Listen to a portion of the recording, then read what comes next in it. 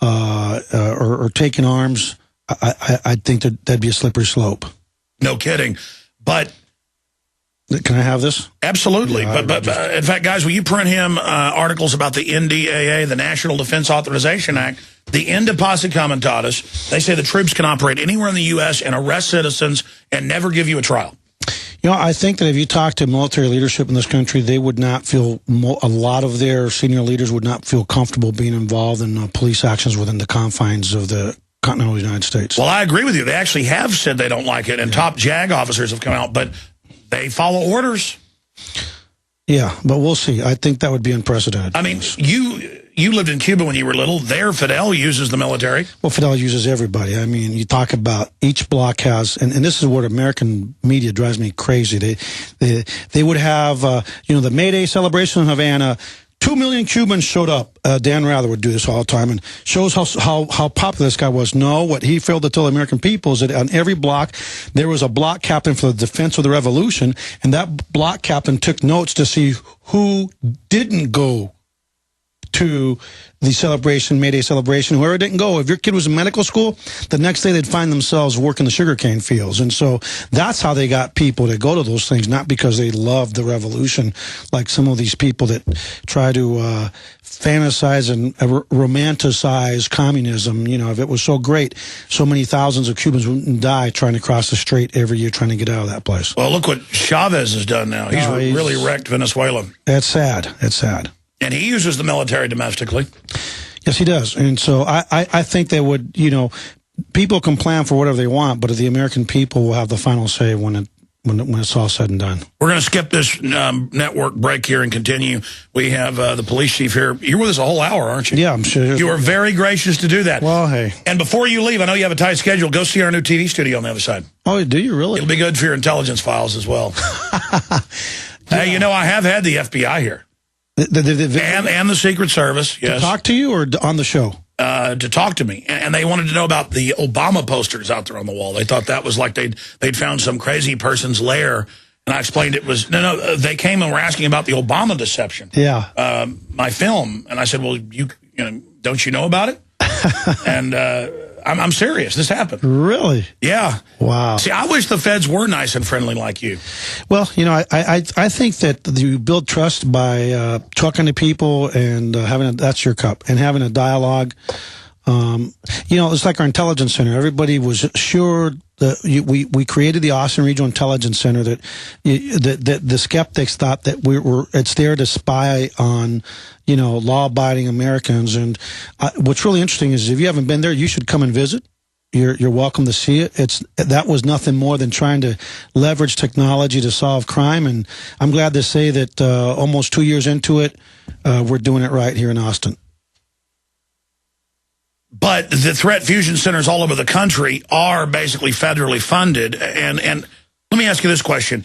How many face scanning and license plate reading cameras are here in Austin? How many of the gunshot detectors that never catch anybody firing a firearm that, by the way, are really microphones listening to people? I mean, are you aware that Homeland Security's putting microphones up hidden in light poles all over the country? No, but Live Shot, because we are a safe city, I'm glad to say that as much as people have tried to sell those to us, we have not bought them. I don't see a need for them.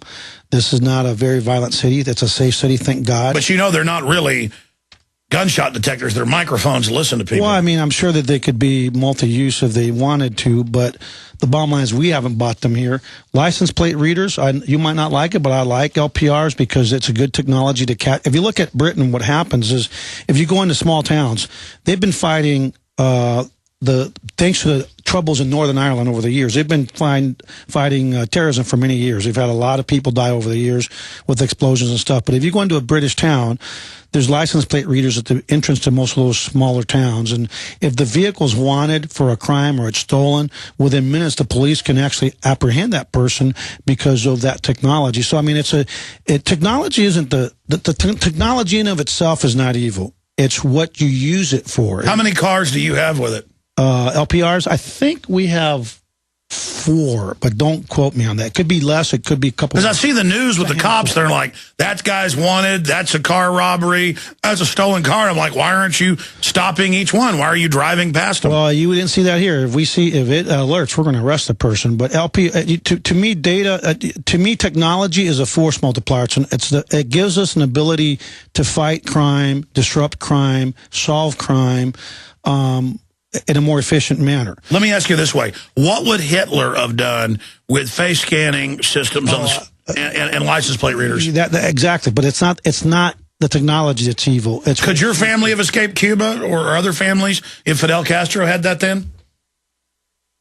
I mean, they have fences, they have everything, and people... The point is the courts let the violent criminals and bad ones go over and over again. We know it's like 5% of the population that's causing almost all the crime. They just let them go. We don't need all this high-tech stuff because it always gets turned around on the population. But, well, you know what? That's why I think that I always say this. We need to be...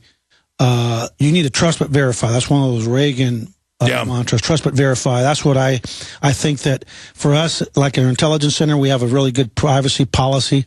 We have a privacy policy committee that's well represented, including advocates. I actually invited John Bush of the Texans for Accountable Government, and I know you guys are buddies, to be on it. He declined. I invited the ACLU to be on it. They declined.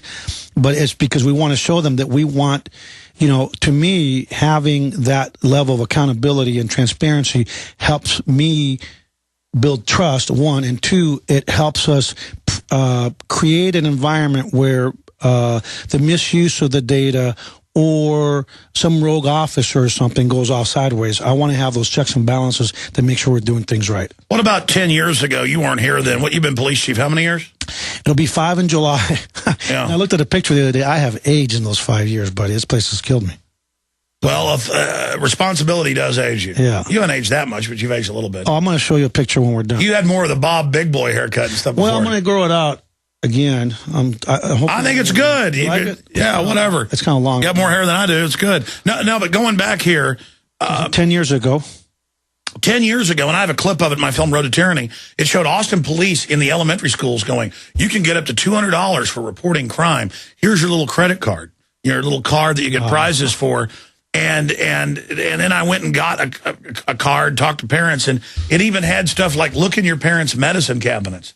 That sounds like Fidel Castro to me. We did that? Yeah. Is that program still going? No. I wouldn't be a proponent to do that. Or maybe that's the AISD police. Is that their own police department? I like that better. They have their own. No, but I don't. I mean, I've got to pull the video up for it. I don't think. Have we ever had that program? I don't think so. We have. I mean, we have we have the different programs that if people, the We Tip type programs where if you witnessed a crime.